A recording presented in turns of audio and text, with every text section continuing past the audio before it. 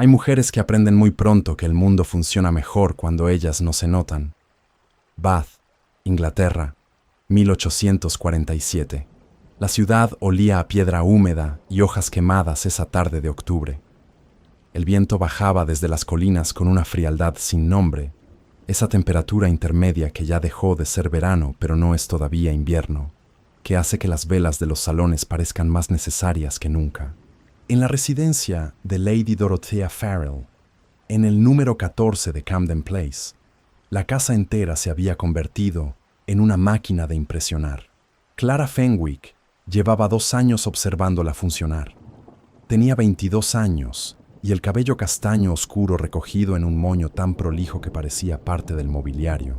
Sus ojos eran grises, del color del cielo antes de la lluvia, y tenía la clase de cara que no llamaba la atención en una sala llena de seda y joyas, lo cual, había comprendido muy pronto, era exactamente la cara correcta para una dama de compañía. No era pariente de Lady Farrell, no era invitada, era empleada, contratada con un salario modesto y una lista de obligaciones que nadie se había molestado en escribir con claridad porque se esperaba que Clara las adivinara sola. Lo había adivinado. Lo adivinaba cada día. Antes de llegar a Camden Place, había adivinado muchas cosas. Su padre, James Fenwick, había sido procurador en Bath durante 30 años, un hombre de inteligencia metódica y medios limitados que había tenido la convicción, inusual para la época, de que una hija educada era mejor que una hija meramente decorativa. Le había enseñado a leer contratos, a distinguir una enmienda de una cláusula transitoria, a entender qué decía un texto y qué callaba con igual deliberación. Cuando murió, Clara tenía 18 años y un conocimiento real del derecho de propiedad que no tenía ningún lugar reconocido en el mundo que habitaba. La posición con Lady Farrell había llegado a través de una conocida del padre. Era empleo respetable, alojamiento limpio y una certeza implícita, que Clara sabría cuál era su lugar sin que nadie tuviera que recordárselo con demasiada frecuencia. Esa tarde, su función era invisible pero precisa. Los floreros debían estar llenos. La cristalería, sin marcas. Leticia Farrell, 20 años, cabello rubio y expresión habitualmente vacante, debía tener el vestido correcto abotonado en el orden correcto. Lady Farrell había revisado el comedor 3 veces en la última hora. Los candelabros de plata estaban encendidos, aunque todavía no había oscurecido del todo afuera. El menú había sido revisado, rechazado y revisado de nuevo. Todo porque Edmund Voss, duque de Careval, vendría a cenar. Clara había escuchado el nombre tantas veces en los últimos días que empezaba a sonar como una oración. 31 años, soltero, regresado hacía 3 semanas de 2 años de gestiones diplomáticas en Viena. El ducado de Carevale abarcaba tierras en 3 condados del norte. La fortuna era considerable, el título inobjetable. Lady Farrell había construido el propósito de la velada con la misma arquitectura silenciosa con que construía todo lo que le importaba, sin declararlo en voz alta, pero dejando indicios suficientes para que nadie en la casa tuviera la menor duda. Leticia era la candidata, la cena era el escenario, el duque era el objetivo. Clara no era ninguna de esas cosas. Colocó el último florero en su lugar, comprobó que los tallos cayeran en ángulo natural y dio un paso atrás. La sala comedor quedó quieta un instante, dorada bajo la luz de las velas, perfecta y calculada como una trampa bien puesta. Clara. Lady Farrell apareció en el umbral con el vestido color burdeos que usaba cuando quería recordarle al mundo que aún era una mujer con autoridad. Sus ojos recorrieron la mesa con la velocidad de alguien que busca errores de manera profesional. Cuando llegue su excelencia, permanecerás al fondo. No hablarás a menos que se te dirija la palabra directamente. Y si se te dirige la palabra, responderás con brevedad y discreción. Sí, señora. Leticia necesita esta noche. La voz de Lady Farrell bajó un tono, no por confidencialidad, sino por peso. No la necesita complicada. Entendido, dijo Clara. Lady Farrell la estudió un momento más, como si buscara en su expresión algún indicio de insubordinación. No encontró ninguno. Clara había aprendido a no dejar que la cara traicionara lo que pensaba. Y lo que pensaba en ese momento era que Leticia Farrell no obtendría al duque por mucho que la sala estuviera perfecta. Porque ningún hombre que había pasado 2 años negociando en Viena iba a dejarse impresionar por candelabros bien pulidos y conversación ensayada frente a un espejo. Pero eso no lo dijo. Se limitó a sostener la mirada de Lady Farrell con la paciencia de quien ha aprendido que el silencio cuesta menos que la verdad. A las 7 en punto, el carruaje llegó. Clara lo oyó desde la sala lateral, donde había acomodado la correspondencia pendiente de Lady Farrell, fingiendo estar ocupada con algo que justificara su presencia. El mayordomo anunció el título con la gravedad que se reservaba para los rangos que lo justificaban. Los pasos que cruzaron el vestíbulo fueron regulares, sin apresuramiento.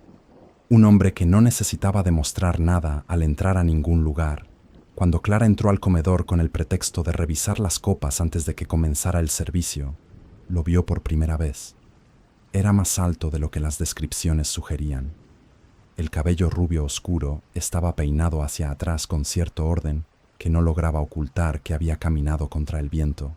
Los ojos eran verde grisáceo, claros y directos, del tipo que no se distribuye entre todos los presentes por igual, sino que se posa en un lugar y permanece. Vestía de manera sobria, casaca oscura sin ornamentos innecesarios, los hombros anchos sin necesidad de artificio. Había una cicatriz pequeña sobre la ceja izquierda, apenas visible bajo la luz de las velas. No sonreía con la amplitud practicada de alguien que sabe que lo están midiendo. La comisura derecha se levantaba levemente, como si la sonrisa completa fuera un recurso que prefería reservar para ocasiones que la justificaran plenamente. Clara volvió a concentrarse en las copas. Corrigió la posición de 2, ajustó la tercera y salió sin haber dicho nada. La cena comenzó con el protocolo habitual. Lady Farrell presidía con eficiencia ensayada. Leticia hablaba con la cadencia de quien ha preparado temas de conversación con anticipación. El tiempo en Londres, la última temporada de conciertos, la arquitectura romana de los baños de la ciudad, que a todos los visitantes les parecía digna de mención. Edmund respondía con cortesía, sin entusiasmo visible. Geoffrey Farrell, 27 años, cabello castaño claro y sonrisa demasiado ancha para la sobriedad de la ocasión, ocupaba el extremo opuesto y observaba al duque con la atención calculadora de alguien que estima el valor de las cosas antes de decidir cómo relacionarse con ellas. Clara estaba sentada al extremo inferior de la mesa, entre el señor Aldous, un abogado de 60 años amigo de la familia, y una silla vacía que nadie había ocupado. Tenía el cuaderno de correspondencia frente a ella como escudo y excusa simultáneos. Escuchaba sin participar. Era una habilidad que había perfeccionado durante años de práctica silenciosa. La conversación derivó hacia asuntos de propiedad, como solía ocurrir en esas cenas cuando había alguien de peso jurídico o económico en la mesa. El señor Aldous mencionó un caso reciente en los tribunales de Somerset, una disputa de herencia que había durado 3 años y concluido con la cesión de tierras al hijo ilegítimo, reconocido tardíamente por el padre. Un precedente interesante, dijo Edmund. Aunque en ese tipo de herencia, el principio de cesión directa aplica solo cuando no existe testamento previo que especifique lo contrario. Si hay testamento, la ley es bastante clara al respecto. El señor Aldous asintió con la complacencia de alguien que prefiere no contradecir a un duque en una mesa que no es la suya. Lady Farrell sonrió con la satisfacción de quien escucha a alguien inteligente validar el ambiente que ha construido con tanto cuidado. Clara dejó el tenedor sobre el plato con cuidado calculado. El principio que Edmund había mencionado era incorrecto. No en su totalidad, pero en su aplicación al caso específico que el señor Aldous había descrito, erraba en un punto fundamental. La ley de herencia testamentaria en casos con reconocimiento tardío había sido modificada hacía 12 años por una enmienda que alteraba exactamente ese criterio. Su padre le había explicado esa enmienda cuando ella tenía 15 años, sentada en el despacho mientras él revisaba un expediente similar, con la paciencia metódica de quien enseña porque cree genuinamente que vale la pena hacerlo. Nadie en la mesa dijo nada. El señor Aldous continuaba asintiendo. Leticia sonreía hacia Edmund. Lady Farrell aguardaba el momento de insertar un comentario halagador sobre la perspicacia del duque. Clara miró la llama de la vela más cercana. Luego cerró el cuaderno. En realidad, dijo, con voz lo suficientemente baja para no sonar como desafío y lo suficientemente clara para que llegara sin ambigüedad a todos los presentes. La enmienda de 1835 modificó ese criterio. Cuando existe reconocimiento formal posterior a la redacción del testamento, el principio de cesión directa no aplica si el instrumento fue redactado bajo la legislación anterior. El caso de Somerset no era una excepción al principio. Era la aplicación directa de esa enmienda. El silencio fue inmediato y completo. Lady Farrell dejó de respirar durante exactamente 2 segundos. El señor Aldous levantó las cejas con la expresión de alguien que recuerda de golpe algo que debería haber dicho antes. Leticia miró a su madre. Geoffrey detuvo el movimiento de su copa a mitad de camino y fijó los ojos en Clara con una atención nueva, distinta a la indiferencia habitual con que la trataba.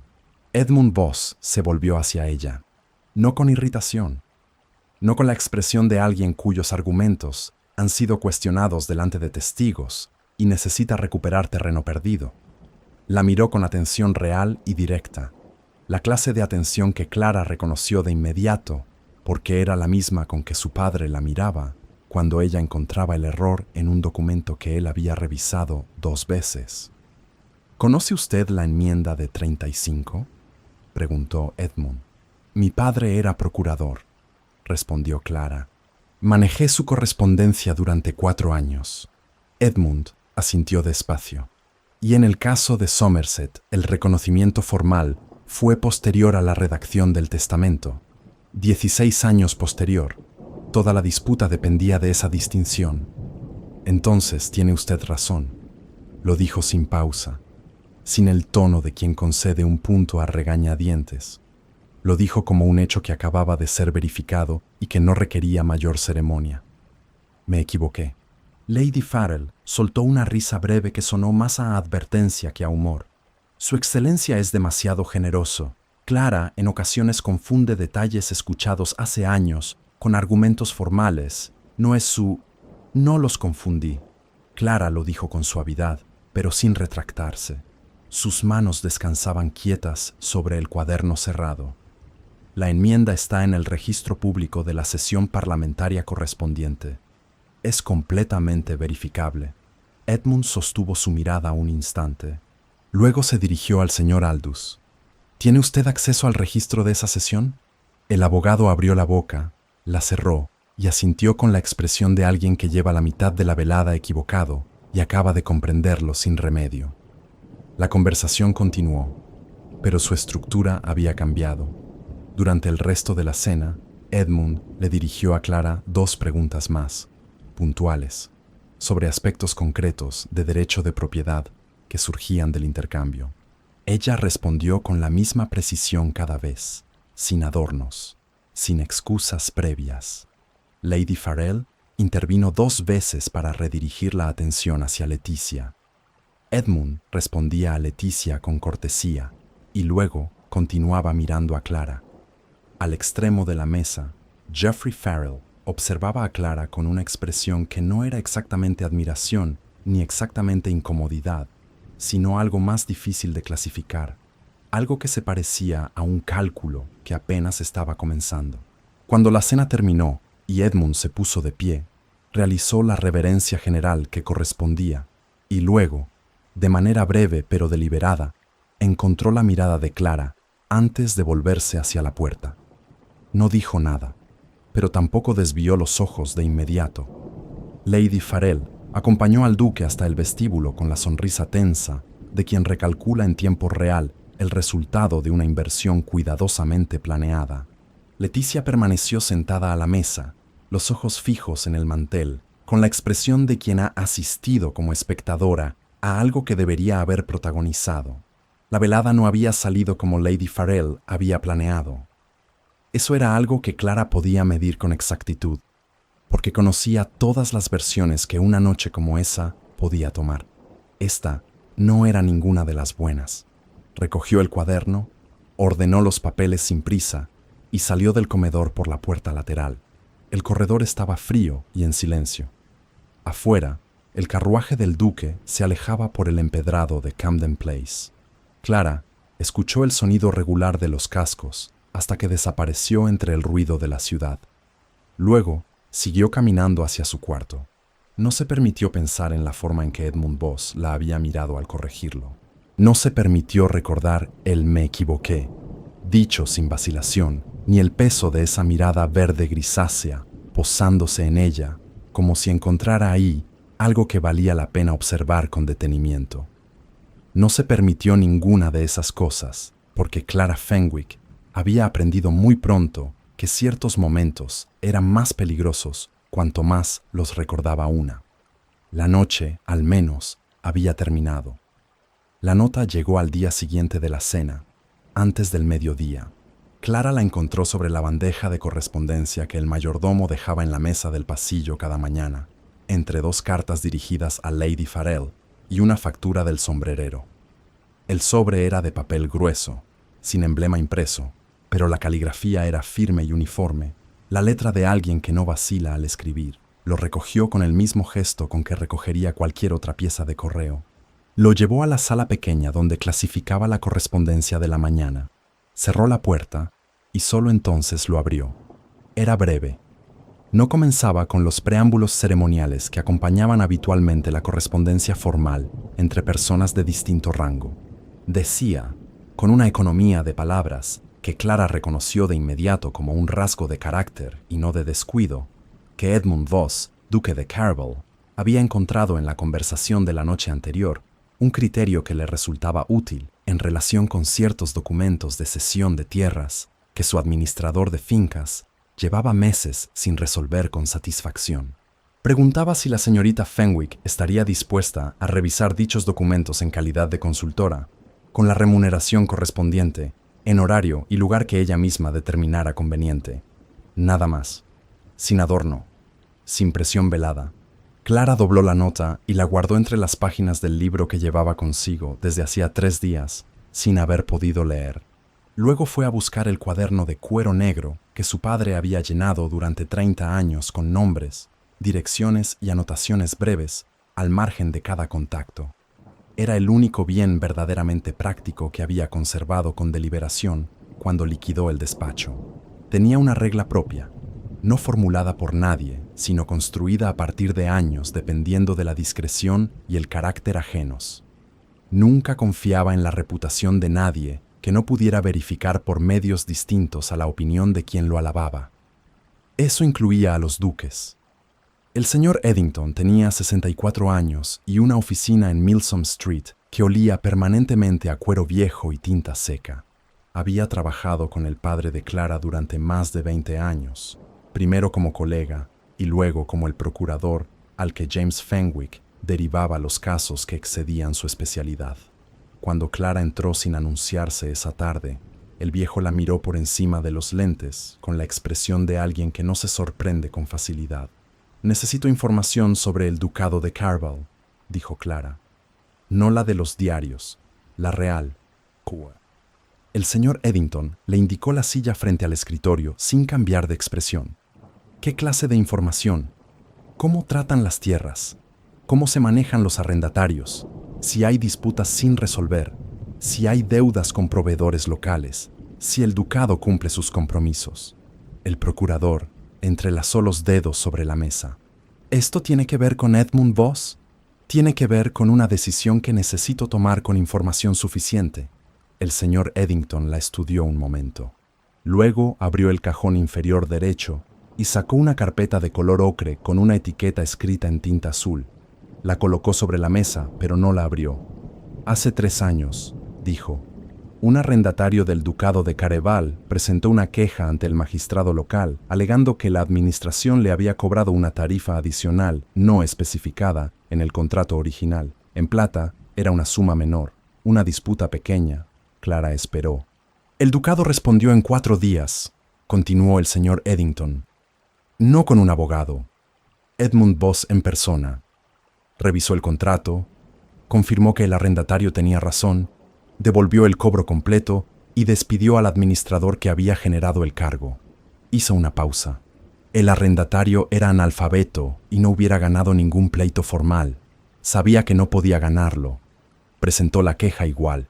El duque la atendió igual. Clara no dijo nada. Miró la carpeta cerrada. «Hay 2 casos más en ese registro», dijo el señor Eddington. «Distintos años, distinta naturaleza. El patrón es consistente». Empujó la carpeta hacia ella. «Tu padre me habló de ti muchas veces, Clara. Decía que tenías la mente más precisa que había conocido para leer un contrato, y que era una pena que el mundo no tuviera modo de reconocerlo». Hizo una pausa breve. Creo que él hubiera dicho que eso es información suficiente para tomar una decisión. Clara abrió la carpeta. Leyó los 3 registros con la concentración metódica que había heredado, sin saltarse líneas, sin anticipar lo que decía antes de leerlo. Cuando terminó, la cerró con cuidado y la devolvió. «Gracias», dijo. «¿Tomarás la consultoría?» «Todavía no lo sé». Salió a Milsom Street con el viento de octubre empujando contra el abrigo. Lo que había encontrado en esa carpeta no era garantía de nada. Era evidencia de carácter, que era algo distinto y más difícil de fabricar. Un hombre que atendía una queja pequeña de un arrendatario analfabeto cuando nadie lo obligaba a hacerlo, era un hombre que actuaba de acuerdo con sus propios criterios y no con la expectativa de ser observado. Eso no resolvía la situación, pero la hacía legible de una manera que la vaga reputación social no lograba. Regresó a Camden Place antes de las 5. Lady Farrell no había preguntado por su ausencia. Leticia leía en el salón, con la expresión leve de quien dedica la tarde a algo que no le interesa. Geoffrey no estaba. Clara subió a su cuarto y comenzó a redactar la respuesta a la nota de Edmund. Fue esa misma tarde, 2 horas después, cuando ocurrió lo que había estado anticipando desde la noche de la cena. Geoffrey Farrell llamó a la puerta de la sala de correspondencia con los nudillos, de manera informal, la manera en que alguien llama cuando ya ha decidido que tiene derecho a entrar sin esperar respuesta. Era 27 años de posición heredada convertidos en un gesto. Señorita Fenwick entró sin pausa. La sonrisa era amplia. El pasador dorado de la corbata brillaba bajo la lámpara. Se apoyó contra el marco interior de la puerta con una postura que pretendía ser casual. «La noche de ayer fue interesante. Fue una cena ordinaria», dijo Clara, sin levantar la vista de los papeles. «No exactamente». Geoffrey avanzó 2 pasos. «Su excelencia pareció encontrarte considerablemente más interesante que a Leticia». «Eso no es lo que se esperaba de la velada». Clara acomodó un papel sobre el otro sin apresuramiento. «Si tiene usted correspondencia que requiera clasificación, puedo atenderla mañana por la mañana». Geoffrey sonrió con la boca. Los ojos azul claro calculaban. «No es eso lo que vine a decirte». Hizo una pausa estudiada. «Bath es una ciudad pequeña, Clara. Si el duque de Caraval continúa mostrando interés en una dama de compañía sin nombre ni fortuna, habrá consecuencias para ella antes de que haya ninguna para él». Clara dejó los papeles sobre la mesa y lo miró directamente por primera vez desde que había entrado. «¿Me está usted advirtiendo o amenazando, señor Farrell?» La sonrisa no desapareció. Se volvió más precisa. «Te estoy ofreciendo una alternativa más conveniente». La voz bajó de tono, no por discreción, sino por el efecto calculado de lo confidencial. «Hay gestiones que necesito que alguien de confianza maneje fuera de los registros formales. Alguien con conocimiento legal, discreción y una buena razón para ser agradecida. A cambio, me aseguraría de que tu posición en esta casa fuera considerablemente más cómoda». El silencio que siguió duró exactamente lo que Clara necesitó para comprender cada implicación de lo que acababa de escuchar. «No», dijo. La palabra fue breve y completa. Geoffrey levantó levemente las cejas. «¿No has considerado?» «No necesito considerarlo». Clara se puso de pie. Su voz era uniforme, sin elevación, sin el temblor que él probablemente esperaba.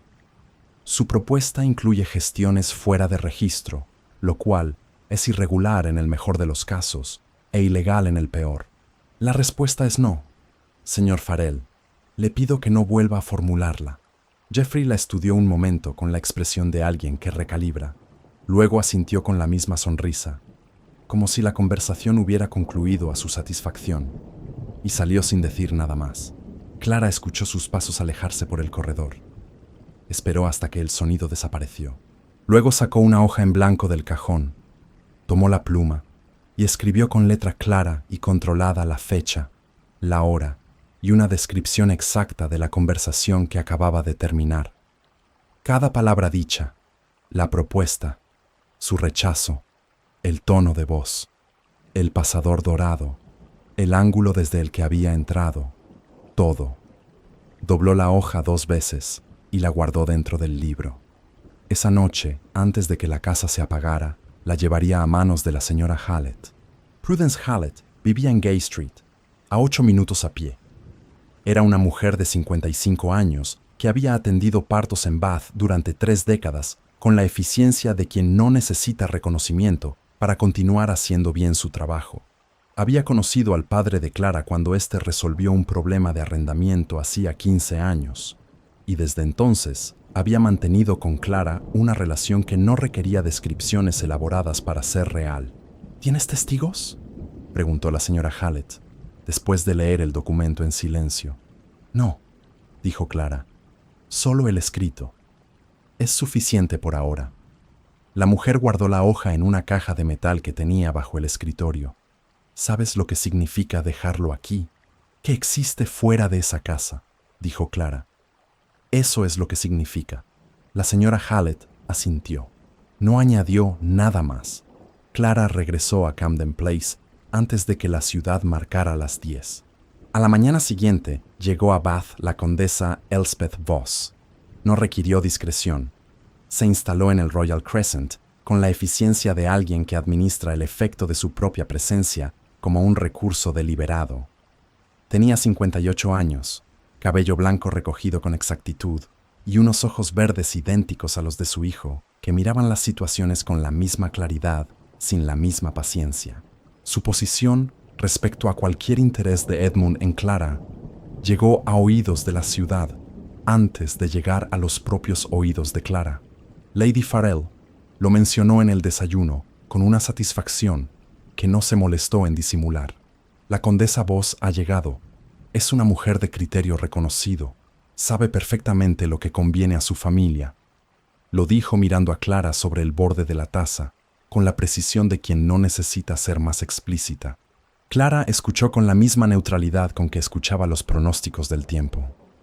Era exactamente la reacción que cualquier persona racional habría anticipado. Lo que no anticipó fue que Edmund enviara una segunda nota esa misma mañana. Esta era más breve que la primera. Le informaba de que esa tarde se celebraba en los salones de la Asamblea una conferencia pública sobre la reforma propuesta del derecho de aguas en Somerset y los condados adyacentes.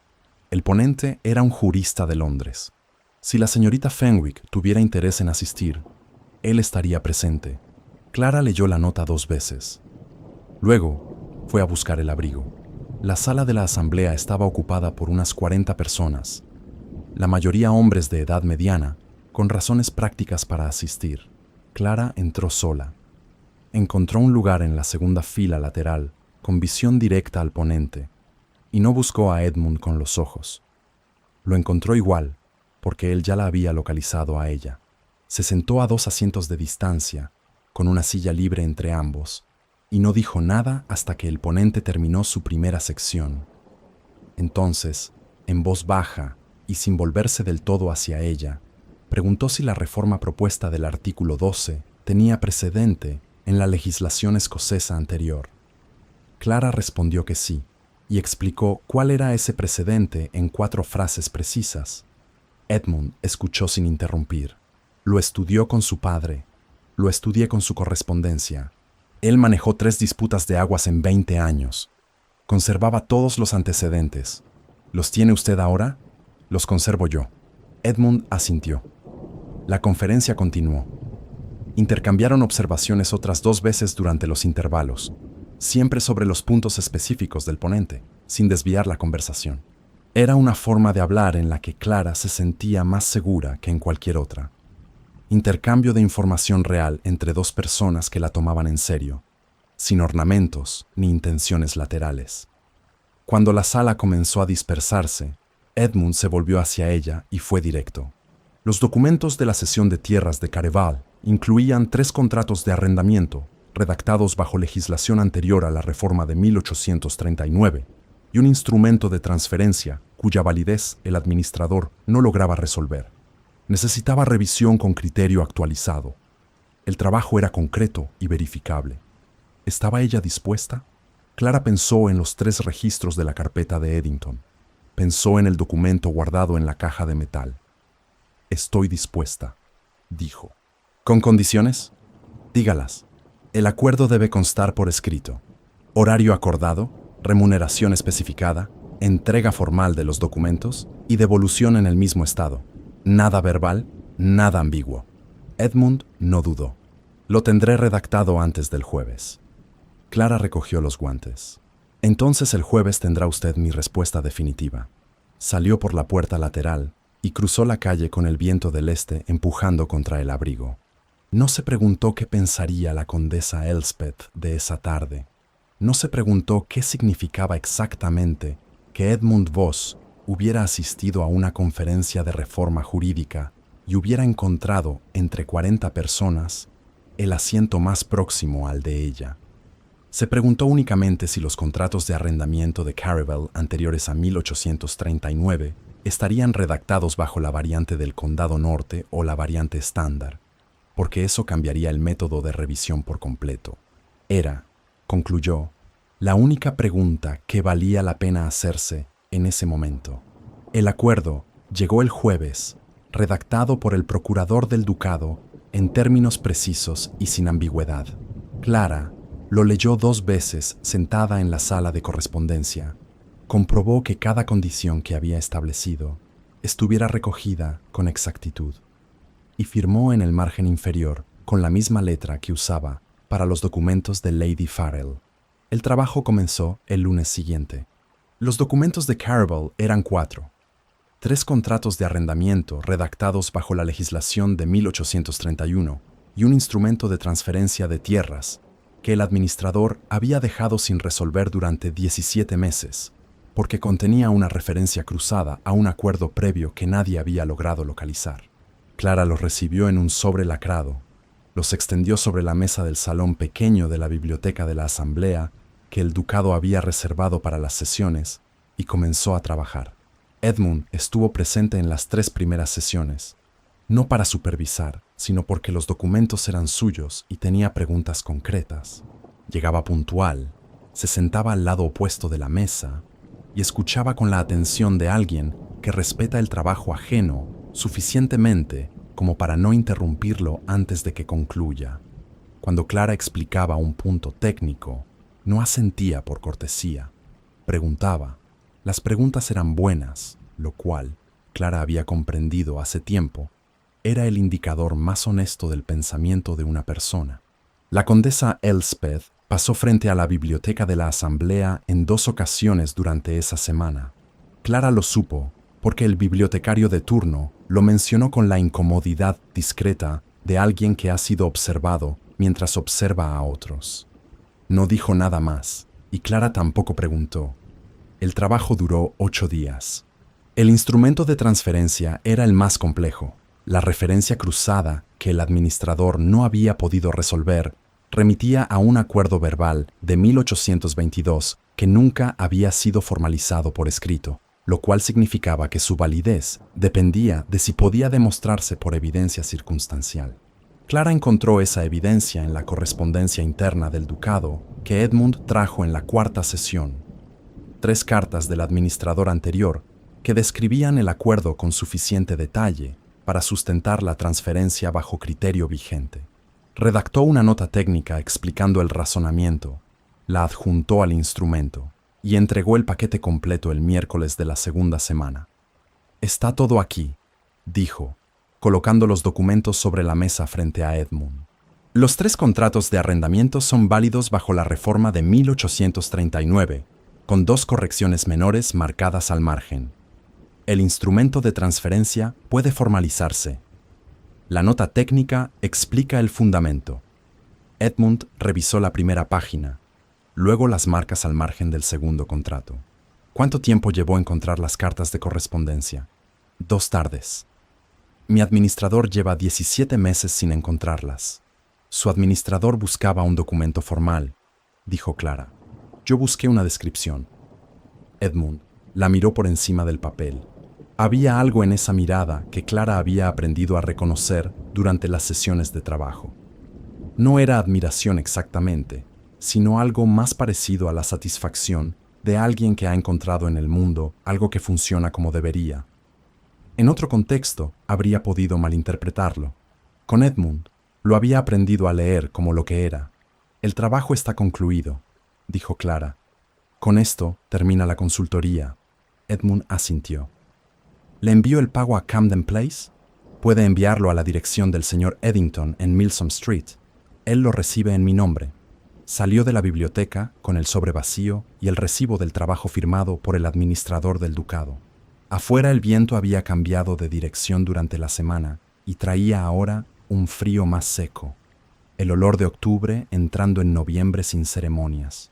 Clara caminó de regreso a Camden Place con el paso regular de alguien que ha terminado algo que comenzó bien y terminó bien, lo cual era más de lo que podía decirse de la mayoría de las cosas en su vida. Eso fue el miércoles. El viernes por la tarde, Lady Farrell recibió a un grupo de señoras en el salón de té. Era el tipo de reunión que Clara conocía bien. 4 o 5 mujeres con conexiones sociales suficientes para que su opinión circulara con rapidez. El tipo de reunión en que se formaban impresiones que luego viajaban solas a lugares donde nadie las había enviado conscientemente. Lady Farrell las organizaba con regularidad y siempre encontraba el modo de incluir en la conversación algún dato conveniente para sus propios intereses. Geoffrey Farrell estaba presente esa tarde. No era habitual. Los salones de té de su madre no eran el ambiente que frecuentaba con gusto, lo cual hacía que su aparición esa tarde tuviera la forma inequívoca de una decisión tomada de antemano. Clara atendía la mesa lateral con la discreción habitual cuando escuchó el giro de la conversación. Fue gradual y calculado. Geoffrey mencionó, con una ligereza estudiada, que la reforma del derecho de aguas había generado interés notable entre ciertos juristas locales, que la conferencia de la semana anterior había reunido personas de posiciones muy diversas, que era llamativo, agregó con la misma ligereza, que el duque de Careval hubiera encontrado ahí a una persona del entorno doméstico de los Farrell y que hubieran pasado los días siguientes reunidos en la biblioteca de la Asamblea en sesiones de trabajo que ninguno de los dos había mencionado con transparencia a la familia. El silencio que siguió en el salón no fue de sorpresa, fue de atención concentrada. Naturalmente, continuó Geoffrey, con la voz de quien hace un esfuerzo visible por ser justo. Puede haber una explicación completamente inocente, pero uno no puede evitar preguntarse qué clase de dama de compañía organiza reuniones privadas con un duque sin informar a su empleadora y qué clase de interés la motiva a hacerlo. Clara dejó la tetera sobre la mesa con cuidado. Sus manos estaban quietas. La señora Prentice se había vuelto levemente en su silla hacia Clara, con la expresión de alguien que evalúa la reacción de un animal ante un movimiento inesperado. Las demás sostenían las tazas con una quietud que no era relajación. Lady Farrell no dijo nada. Eso también era una respuesta. Leticia miraba la superficie de la mesa con la expresión fija e incómoda de alguien que ha escuchado demasiadas conversaciones similares y ha dejado de fingir que no entiende para qué sirven. Clara comprendió en ese momento que no había aquí ninguna equivocación accidental. Geoffrey no había pronunciado ninguna acusación directa porque no la necesitaba. Había planteado una pregunta en voz alta delante de personas cuya función social era distribuir lo que escuchaban. Era suficiente para generar exactamente el daño que no se puede reparar con aclaraciones posteriores, porque la pregunta ya habría circulado mucho antes de que llegara ninguna aclaración. Salió del salón sin decir nada. Subió al cuarto, abrió el libro y sacó el documento que había escrito con fecha y detalle la noche en que Geoffrey le había formulado su propuesta. Lo leyó una vez más. Luego fue a buscar el abrigo. La oficina del señor Robert Hallett estaba en Pulteney Street, a 12 minutos a pie de Camden Place. Era hijo de Prudence, tenía 32 años y un despacho de procurador con 3 años de ejercicio independiente. Clara lo había conocido a través de su madre durante el primer invierno en Bath. Era un hombre de pocas palabras y criterio metódico que se parecía a su madre en lo esencial. Hacía bien su trabajo sin necesitar que nadie le dijera que lo miraba. Clara llegó a su despacho a las 5:15. Expuso la situación con la brevedad de quien ha ordenado los hechos antes de abrir la boca. El documento fechado, la naturaleza de la propuesta de Geoffrey, el patrón de comportamiento desde la noche de la cena, lo que había ocurrido esa tarde en el salón de té. El señor Hallett escuchó sin interrumpir. Cuando Clara terminó, preguntó 2 cosas: si el documento original estaba en custodia de su madre y si Clara estaba dispuesta a presentarlo ante el magistrado formalmente. Sí a las 2, dijo Clara. La queja es por coacción y proposición deshonesta por parte de una figura de autoridad en el entorno laboral, dijo el señor Hallett, con la voz uniforme de quien describe hechos jurídicos, no emociones. No es un caso sin dificultades, pero el documento está fechado, la descripción es precisa y hay un patrón documentable.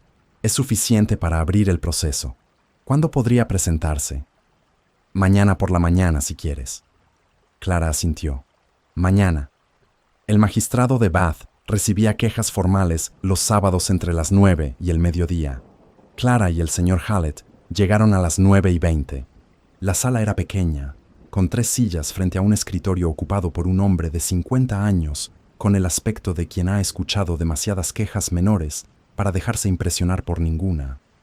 Eso cambió levemente cuando el señor Hallett entregó el documento y describió la naturaleza del caso con precisión clínica. El magistrado leyó el escrito, lo leyó de nuevo. Preguntó 3 preguntas a Clara, que ella respondió con la misma exactitud con que respondería cualquier interrogatorio sobre un documento legal, sin vacilación, sin adorno, con los hechos en el orden en que habían ocurrido. Al final, el magistrado anotó el caso en el registro oficial, selló la queja formal y le entregó al señor Hallett una copia con el número de expediente. El proceso quedó abierto. Lo que siguió no fue inmediato, pero tampoco fue lento. Bath era, como Geoffrey había dicho con otra intención, una ciudad pequeña. La noticia de que Geoffrey Farrell tenía una queja formal abierta por coacción a una empleada del hogar circuló por los salones del sábado por la tarde con la velocidad propia de esas cosas cuando el apellido involucrado tenía historia reconocida en la ciudad. El lunes por la mañana, Lady Farrell mandó llamar a Clara. La sala donde la recibió era el gabinete del fondo, no el salón. Eso significaba que no habría testigos decorativos. Leticia estaba de pie junto a la ventana, con los brazos cruzados, y la expresión de alguien que ha pasado el fin de semana escuchando una conversación que hubiera preferido no escuchar. Lady Farrell estaba sentada, pero su postura era la de alguien que permanece en la silla por elección deliberada y no por serenidad. Has presentado una queja formal contra mi hijo ante el magistrado de Bath. No era una pregunta. Sí, dijo Clara, en esta casa. La voz de Lady Farrell era muy quieta. Donde yo te he dado alojamiento y posición durante 2 años. La queja es contra las acciones de su hijo en el entorno laboral. No contra usted ni contra esta casa. No existe esa distinción. Lady Farrell se puso de pie con la rigidez de quien ha estado conteniendo algo durante días y ya no encuentra razón para seguir haciéndolo. Tu presencia aquí es ahora una carga social para esta familia. Tu empleo concluye hoy. Clara no respondió de inmediato.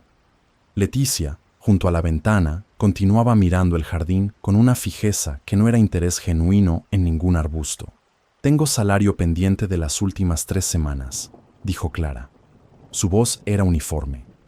Le pido que lo liquide hoy, con recibo firmado. El silencio que siguió fue breve y tenso. Puedes recogerlo con la señora Bishop en el despacho de administración antes de las 3, dijo Lady Farrell. Gracias. Clara Hizo la reverencia mínima que correspondía y salió del gabinete. Recorrió el corredor, subió al cuarto y comenzó a recoger sus pertenencias con el orden metódico de alguien que sabe exactamente qué lleva y qué deja atrás. Los libros, el cuaderno de cuero negro del padre, el recibo del trabajo concluido para el ducado, la ropa en el baúl pequeño. Terminó en menos de una hora. A las 2:15 pasó por el despacho de la señora Bishop, recogió el sobre con el salario y firmó el recibo con su nombre completo en letra clara. Cuando salió por la puerta de servicio de Camden Place, el cielo sobre Bath estaba de ese gris uniforme que precede a la lluvia, sin terminar de producirla. Clara apoyó el baúl contra la pared de piedra de la esquina y permaneció un momento quieta. No pensó en Geoffrey ni en Lady Farrell. Pensó en el número de expediente del magistrado, que había memorizado sin proponérselo. Pensó en los contratos de Carrevale, resueltos y entregados 4 días atrás. Pensó que tenía el salario en el sobre, el recibo firmado en el bolsillo y una caja de metal en Gay Street, donde vivía una mujer de criterio sólido que no le pediría explicaciones antes de abrirle la puerta. Recogió el baúl y comenzó a caminar. La señora Hallett abrió la puerta de Gay Street antes de que Clara levantara la mano para llamar. «Te estaba esperando», dijo, y se hizo a un lado para dejarla pasar. El interior de la casa olía a hierbas secas y madera húmeda, el olor de un lugar que se usa de verdad, sin pretensiones decorativas. La señora Hallett tenía un cuarto libre en el segundo piso que en otra época había ocupado su hijo, antes de establecer el despacho en Pulteney Street. Era una habitación pequeña con ventana al jardín trasero, una cama, un escritorio angosto y un armario de una sola puerta. Clara dejó el baúl junto a la pared y miró el cuarto durante un momento. Era suficiente, era más que suficiente. «No será por mucho tiempo», dijo. «Puede ser el tiempo que necesites», respondió la señora Hallett desde el umbral. «No me generas ningún inconveniente y yo no te genero ninguna obligación. ¿Entendido?» «Entendido». La señora Hallett asintió y bajó a preparar té. Clara abrió el baúl, sacó el cuaderno del padre y lo colocó sobre el escritorio. Luego se sentó en la silla, abrió el cuaderno en la última página con anotaciones y comenzó a escribir. Tenía 3 contactos que valían la pena considerar. El primero era la señora Drummond, viuda de un magistrado de Trowbridge, que su padre había conocido durante un caso en 1838 y que en una ocasión había mencionado en una nota de condolencias enviada tras la muerte de James Fenwick. Que si Clara necesitaba algo, no dudara en escribirle. Era la clase de oferta que la mayoría de la gente formulaba sin intención de cumplirla, pero Clara había aprendido a distinguir las que tenían peso de las que no. La nota de la señora Drummond había incluido una referencia específica a las capacidades de Clara como gestora de correspondencia legal. Eso era intención, no fórmula. El segundo contacto era el señor Farrington, un abogado de Bristol que había trabajado con su padre en 3 ocasiones y que tenía una familia numerosa con necesidades administrativas que nunca parecían estar completamente resueltas. El tercero era la biblioteca de la Asamblea de Bath, que buscaba periódicamente personal auxiliar con criterio para catalogación de documentos legales y municipales. No era una posición elegante, pero era trabajo real con salario regular y sin ningún Geoffrey Farrell.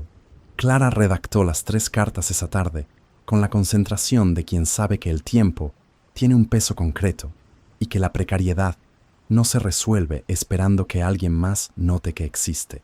Las selló, las dirigió y las dejó en el escritorio para llevarlas al correo a la mañana siguiente. Bajó a tomar el té con la señora Hallett en la cocina, que era donde la mujer prefería recibirla, sin la formalidad innecesaria del salón. «Robert me contó cómo fue en el magistrado», dijo la señora Hallett, sirviendo sin preguntar si quería. «Dice que respondiste cada pregunta como si hubieras preparado el caso tú misma». «Es que lo había preparado yo misma», dijo Clara. La señora Hallett soltó una risa breve que duró exactamente lo que debía. «¿Tienes idea de lo que va a hacer Geoffrey Farrell cuando comprenda que el expediente está abierto? Negar, minimizar y esperar que el proceso se alargue suficiente para que pierda relevancia social», dijo Clara. Es lo que hace la gente en su posición cuando no tiene argumentos. ¿Y si los tiene? No los tiene. La propuesta fue formulada en privado sin testigos, pero el documento está fechado y es detallado. Si la descripción no fuera precisa, ya hubiera presentado una objeción formal. El silencio es la única respuesta que no lo compromete más. La señora Hallett asintió con la expresión de alguien que confirma un cálculo que ya había hecho por su cuenta. No dijo nada más sobre el asunto. La nota de Edmund llegó al día siguiente, antes del mediodía.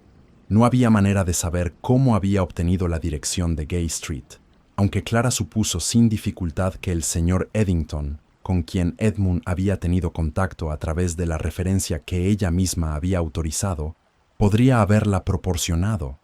La nota era directa, como todas las de Edmund, y esta vez más breve que las anteriores.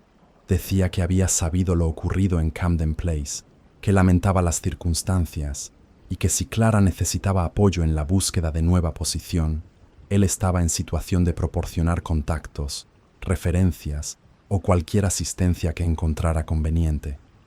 Clara leyó la nota 2 veces. Luego tomó una hoja y respondió.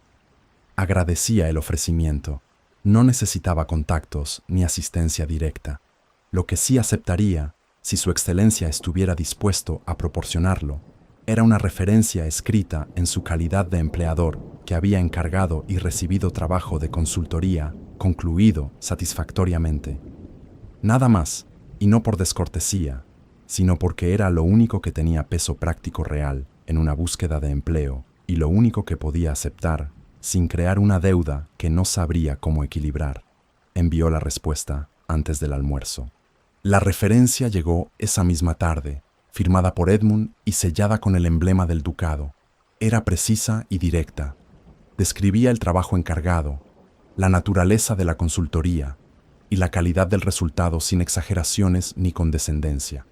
Clara la leyó, la dobló y la guardó en el sobre junto al recibo del trabajo. Eran, sumados, sus 2 mejores argumentos para cualquier entrevista. El miércoles, cuando Clara regresaba del correo después de haber enviado las 3 cartas, encontró en Gay Street una tarjeta de visita que la señora Hallett había recibido por mano directa esa mañana. Estaba escrita con una letra vertical, controlada, sin inclinación. Decía que la condesa Elspeth Voss solicitaba la conveniencia de una conversación con la señorita Fenwick, si ella lo consideraba apropiado, esa tarde a las 4 en el Hotel de la Reina. Clara la leyó 2 veces. La señora Hallett la observaba desde la puerta de la cocina sin decir nada. «¿Qué crees tú?», preguntó Clara. «Creo», dijo la señora Hallett, con la deliberación de quien mide las palabras, «que una mujer que solicita en lugar de convocar ya te está diciendo algo sobre cómo piensa llevar la conversación». Clara dobló la tarjeta. «Iré». El Hotel de la Reina era el establecimiento más silencioso y más caro de Bath, lo cual significaba que era el lugar donde las personas de cierta posición iban cuando querían ser vistas exactamente por las personas que debían verlas y por ninguna más. La condesa Elspeth esperaba en una sala privada de la planta baja, sentada frente a una mesa pequeña con 2 tazas ya servidas. Se puso de pie cuando Clara entró, lo cual era un gesto que Clara no había anticipado y que registró sin reacción visible. La condesa tenía la altura y el porte de alguien acostumbrado a ocupar el espacio en que se encontraba, sin necesidad de justificarlo. Sus ojos eran del mismo verde grisáceo que los de Edmund, pero donde en Edmund esa mirada tenía algo de paciencia, en la condesa tenía algo más cercano a la evaluación permanente. «Señorita Fenwick», dijo, con una voz que no era cálida ni hostil, sino calibrada. «Gracias por venir». «Condesa». Clara hizo la reverencia correspondiente y tomó asiento cuando la condesa lo hizo. No hubo preámbulo. La condesa era el tipo de mujer que encontraba los preámbulos una pérdida de tiempo que no podía recuperarse.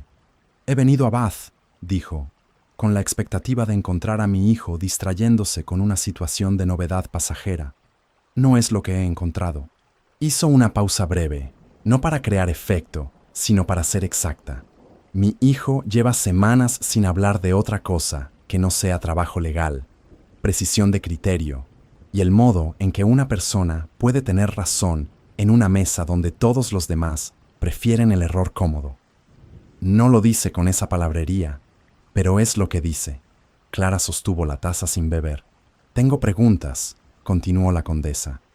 Directas. Espero respuestas del mismo tipo. De acuerdo. ¿Tiene usted familia viva? No. Mi padre murió hace 4 años. No tengo hermanos. ¿Tiene deudas? No. ¿Tiene usted algún interés en el título o en la propiedad del ducado de Caraval? Clara dejó la taza sobre la mesa con un movimiento controlado. Si lo que me pregunta es si persigo a su hijo por su fortuna o su rango, la respuesta es no. Si me pregunta si soy indiferente a las consecuencias prácticas de cualquier situación futura, la respuesta también es no, porque sería deshonesto pretenderlo. Nadie en mi posición puede permitirse ignorar la realidad material de las cosas. La condesa la miró sin parpadear durante un momento. ¿Qué esperaría usted de un matrimonio con alguien de la posición de mi hijo? No me ha propuesto matrimonio nadie, dijo Clara. Respondería esa pregunta cuando fuera relevante. Algo en la expresión de la condesa se modificó. No era exactamente una sonrisa. Era el ajuste mínimo de alguien que ha recibido una respuesta que no esperaba y que no estaba segura de querer esperarla. ¿Le tiene usted miedo a esta conversación? No, dijo Clara. Le tengo respeto. Es distinto. El silencio que siguió duró varios segundos. La condesa recogió su taza, bebió, la dejó sobre la mesa con precisión. Mi objeción a esta situación, dijo finalmente, no es de carácter, es de consecuencia. Mi hijo abrirá puertas que no podrá volver a cerrar si continúa en esta dirección. Las puertas no le importan a él, me importan a mí porque conozco lo que hay detrás de ellas. Lo entiendo, dijo Clara. ¿Lo entiende de verdad? Entiendo que usted describe el costo real de una decisión que su hijo tiene derecho a tomar, y que lo que le preocupa no es que yo sea inadecuada en términos de carácter, sino que las consecuencias sociales recaigan sobre él de maneras que usted no puede controlar. Y Clara hizo una pausa. Eso es una preocupación legítima. No me corresponde a mí resolverla. La condesa la miró durante un tiempo que a Clara le pareció considerablemente más largo que los anteriores. Luego tomó su bolso de la silla contigua con un movimiento que indicaba que la conversación había concluido en sus propios términos. No pienso darle mi aprobación, señorita Fenwick, dijo, poniéndose de pie, pero tampoco voy a interferir en lo que mi hijo decida. Hizo una pausa que parecía costarle algo. Son cosas distintas. Clara se puso de pie también. Lo son. La condesa salió de la sala sin mirar atrás. Clara permaneció un momento junto a la mesa, con las 2 tazas aún sobre el mantel, y comprendió que lo que acababa de ocurrir no era una victoria ni una reconciliación. Era algo más pequeño y más real. El reconocimiento de que 2 personas podían tener criterios diferentes sobre una misma situación y que ninguna de las 2 era completamente equivocada. Regresó a Gay Street con el viento de la tarde en la cara. La señora Hallett estaba en la cocina cuando Clara entró. Levantó los ojos del libro que tenía abierto sobre la mesa, evaluó la expresión de Clara y no preguntó cómo había ido. «Llegó una nota mientras estabas fuera», dijo, señalando el sobre la repisa. «No es de Edmund, es de la señora Drummond de Trowbridge». Clara recogió el sobre y lo abrió. La señora Drummond respondía con la prontitud de quien tomaba en serio lo que escribía. Tenía una posición disponible a partir de enero, gestión de correspondencia legal y administración de archivo para el despacho que su hijo mayor había abierto en Trowbridge. El trabajo era regular, el salario era especificado y el plazo para responder era de 2 semanas. Clara dobló la carta y la dejó sobre el escritorio junto a las demás. Esa noche, Edmund envió una nota breve, sin preguntas ni propuestas. Decía únicamente que había recibido su respuesta sobre la referencia, que era exactamente el tipo de respuesta que había esperado de ella, y que cuando ella considerara que había algo que valía la pena conversar, él estaría disponible sin ninguna prisa. Clara leyó la nota sentada en el cuarto pequeño, con la ventana al jardín oscuro. No respondió esa noche. 2 días después, la señora Hallett mencionó de pasada, con la indiferencia de quien transmite información sin cargarla de significado, que había escuchado en el mercado esa mañana que Leticia Farrell había aceptado la propuesta de matrimonio de un baronete de Wiltshire, Arthur Dennett, viudo sin hijos y con buena reputación de trato. El compromiso era reciente, y la familia Farrell lo había anunciado con la rapidez de quien necesita un titular más favorable que el que tenía.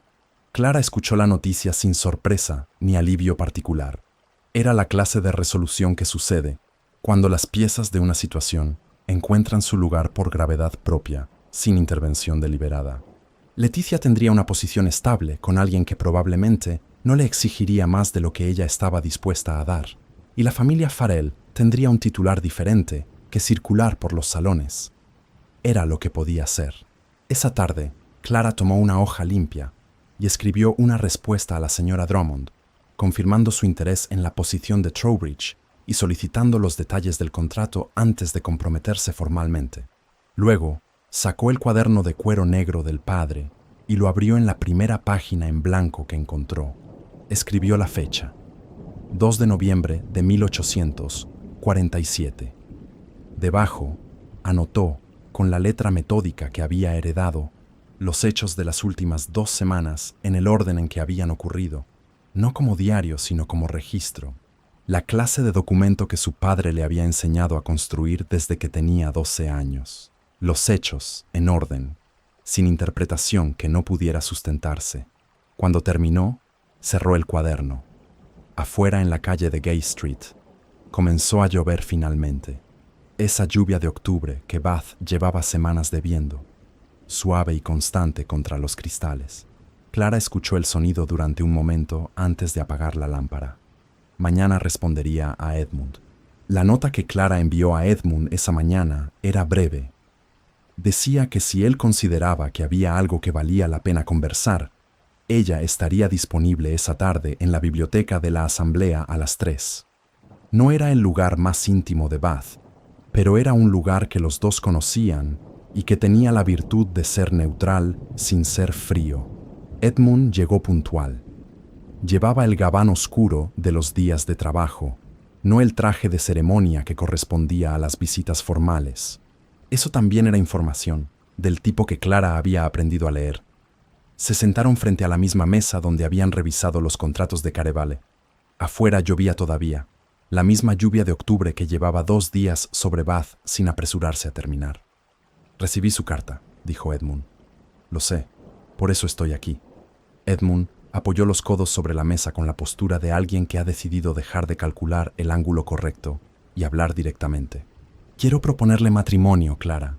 No hoy, no con un gesto.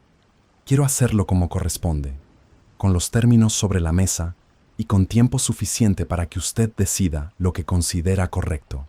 Clara no respondió de inmediato. Miró la superficie de la mesa, la madera rayada por años de uso, y luego lo miró a él. «¿Cuándo?» «Cuando usted esté lista para escuchar los términos». «Estoy lista ahora». Edmund asintió. Abrió la cartera que había traído y sacó un sobre grueso. «Antes de cualquier conversación, quería que tuviera esto». Clara tomó el sobre. Lo abrió con cuidado. Dentro había un documento de 5 páginas, redactado en letra apretada y precisa.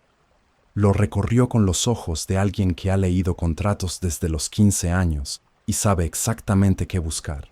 Era un borrador de acuerdo matrimonial. No el tipo que los hombres redactaban para proteger sus propios bienes de una esposa sin fortuna.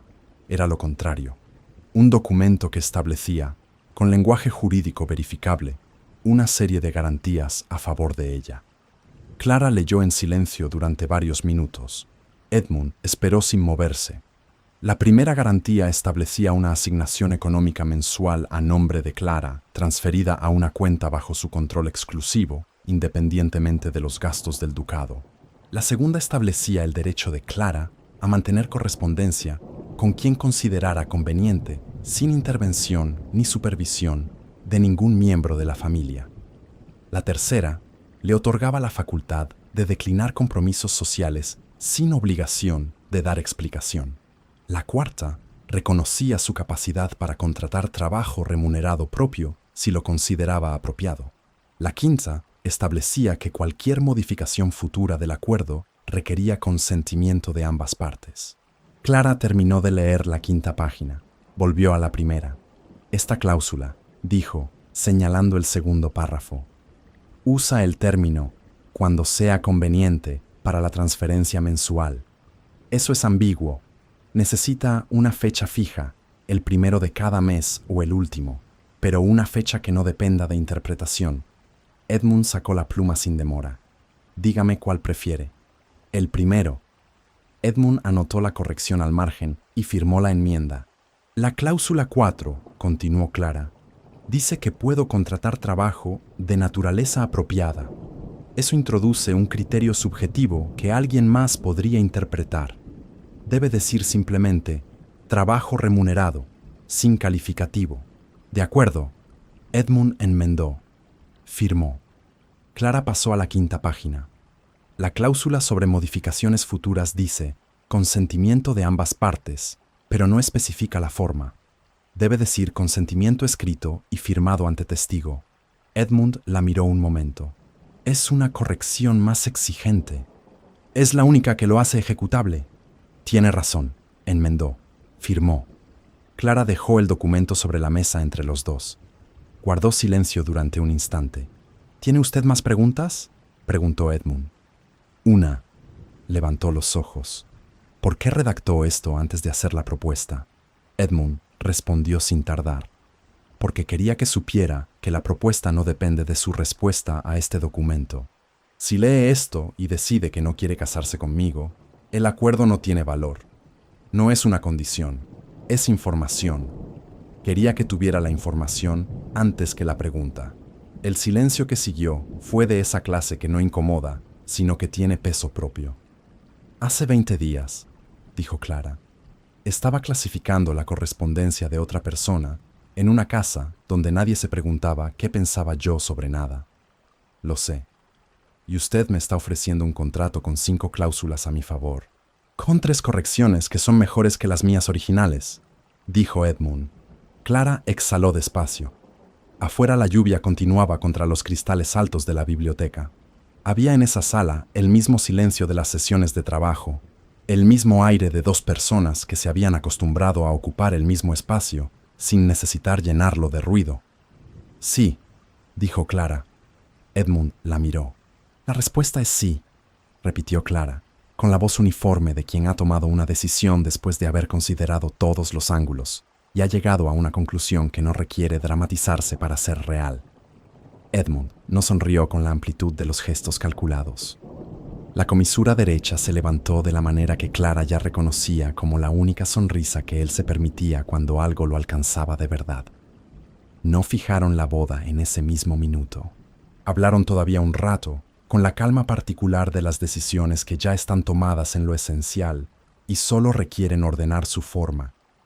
Edmund le dijo que, si Clara prefería esperar una semana, un mes o el tiempo que considerara razonable, él no pondría objeción alguna.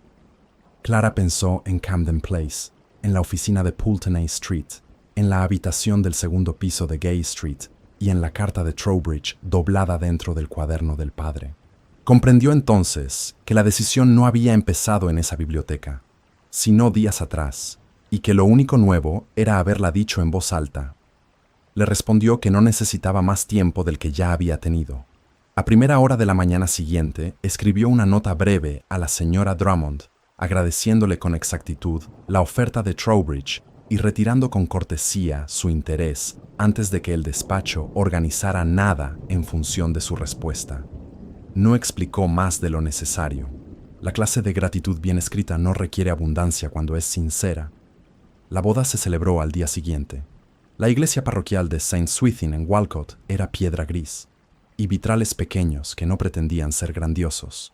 Era martes por la mañana y el cielo había dejado de llover durante la noche, dejando el aire limpio y frío con la claridad particular de los días de otoño que siguen a la lluvia. Exactamente 21 días después de la cena en Camden Place. Los presentes eran 4.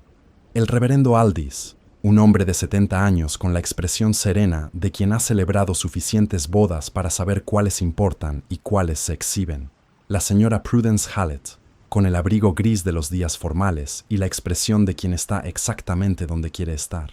El señor Robert Hallett, que firmó como testigo con la caligrafía metódica de su oficio. Y Clara, con el vestido azul oscuro que era el mejor que tenía, el cabello castaño recogido con más cuidado que de costumbre, pero sin ornamentos que no fueran suyos. La ceremonia duró 22 minutos. El reverendo Aldis leyó los votos con la cadencia de quien los conoce de memoria, pero no los dice de memoria, sino con la atención de alguien que entiende que las palabras tienen peso diferente según quien las escuche. Edmund respondió con voz clara y sin el tono recitado que acompaña los compromisos formulados por obligación. Clara respondió igual. Cuando el reverendo Aldis los declaró casados, la señora Hallett no aplaudió ni lloró. Asintió con la lentitud de quien confirma algo que ya sabía.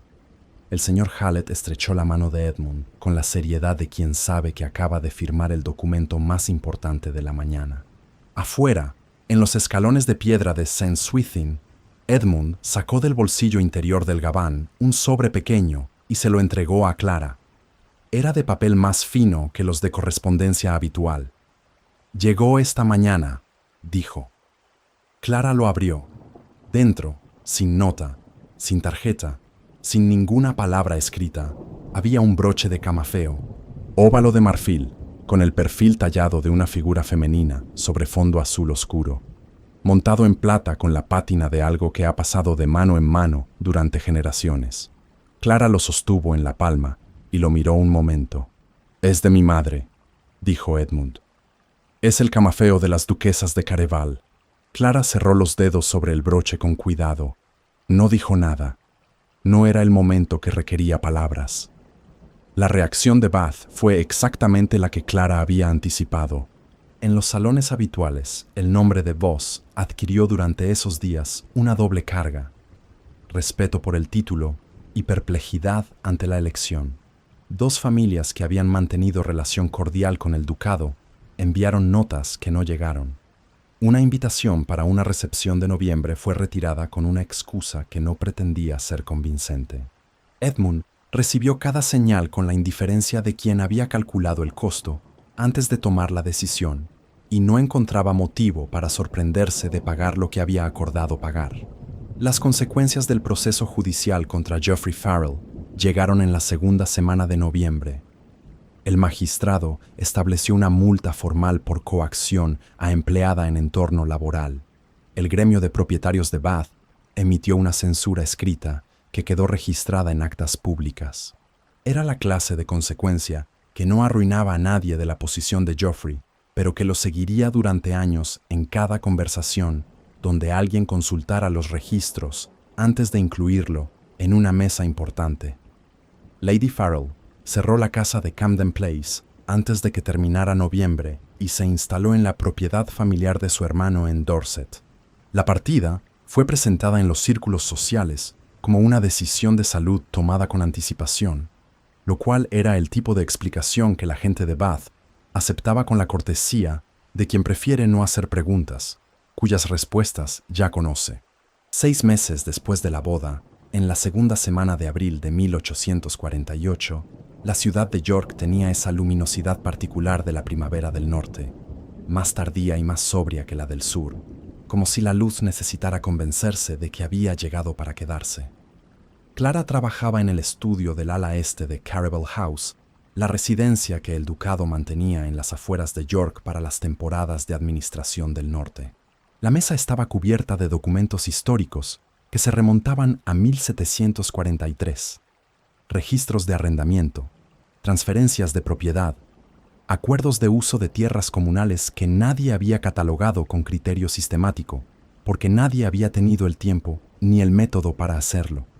Edmund le había propuesto el proyecto 2 meses después de la boda, con la misma economía directa de todos sus ofrecimientos. Hay un desorden de 100 años en el archivo del ducado. Necesita alguien que lo entienda. ¿Te interesa? Le había mostrado el contrato de trabajo antes de que ella preguntara. El salario estaba especificado, las condiciones también. Clara había aceptado sin necesitar considerarlo demasiado. Esa mañana llevaba 3 horas con un registro de 1798 que contenía una discrepancia entre 2 instrumentos de transferencia redactados con 4 meses de diferencia. Era el tipo de problema que requería concentración sin interrupciones, y Edmund lo sabía, porque cuando asomó la cabeza por la puerta del estudio a las 11:30 y vio la postura de Clara sobre los papeles, retrocedió sin decir nada y cerró la puerta. Clara lo escuchó alejarse por el corredor y algo en su pecho se acomodó con la quietud que produce ser conocida con exactitud suficiente. Resolvió la discrepancia a las 12:15. Redactó la nota técnica, numeró el registro y lo colocó en la pila de documentos catalogados que crecía sobre la silla lateral. Esa tarde había una recepción en la casa del conde de Marsden, una de las familias de York con las que el ducado mantenía relaciones de larga data. La condesa Elspeth llegó a Carrabelle House a las 4, sin avisar y sin disculparse por no haber avisado, lo cual era exactamente el comportamiento que cabía esperar de ella. Entró al salón principal con el abrigo de viaje todavía puesto y evaluó a Clara con la misma mirada de la sala del Hotel de la Reina, sin añadir calidez que no tenía, pero sin añadir tampoco frialdad que ya no servía para nada. «El archivo del norte», dijo la condesa mirando los papeles que Clara había llevado al salón. «Edmund me dijo que estabas trabajando en él». «Desde febrero», dijo Clara. «¿Cuánto tiempo llevará?» «Otros 4 meses si el registro de 1761 está tan desordenado como parece». La condesa asintió sin más preguntas sobre el archivo. Preguntó si el vestido que Clara pensaba usar esa tarde era el azul oscuro o el gris. Clara respondió que el azul. La condesa dijo que era la elección correcta para la sala del conde de Marsden, que tenía las paredes de madera clara y que los tonos oscuros funcionaban mejor bajo esa luz. Era la conversación más larga que habían tenido sobre algo que no fuera la situación entre ellas, y por eso mismo era la más significativa. En la recepción, la condesa Elspeth entró junto a Edmund y Clara con el porte de quien no necesita explicar en qué compañía ha decidido aparecer. La sala se reordenó levemente, como se reordenan las salas cuando llega alguien de su rango. Varias personas los saludaron. La condesa respondió a cada saludo con la eficiencia medida de siempre. Cuando el anfitrión se acercó a saludar a Edmund, la condesa se volvió hacia Clara con una pequeña inclinación de cabeza que era, en su propio lenguaje, un gesto completo. «Duquesa de Carrabelle», dijo la condesa, con la voz calibrada de siempre. Era la primera vez que la llamaba por el título. Sin calidez, sin la inflexión que convierte un saludo en una bienvenida, pero con la exactitud de quien pronuncia algo porque ha decidido que es lo correcto, y no por ninguna otra razón. Clara sostuvo su mirada un momento. «Condesa», respondió. No era reconciliación. No era afecto construido sobre fundamentos que no existían. Era 2 mujeres de criterios distintos, encontrándose en el único punto donde sus mapas coincidían, el reconocimiento de que la otra existía y tenía derecho a ocupar el lugar donde estaba. Para Clara, era suficiente por ahora. Y ahora, descubrió, mientras el salón continuaba a su alrededor con el ruido contenido de las recepciones formales, era bastante más de lo que había tenido 21 días atrás, cuando entró a la casa del número 14 de Camden Place, con un baúl pequeño y la certeza silenciosa de que el mundo funcionaba mejor cuando ella no se notaba. Ya no era invisible, no porque alguien le hubiera dado permiso para hacerlo, sino porque había dejado de pedírselo.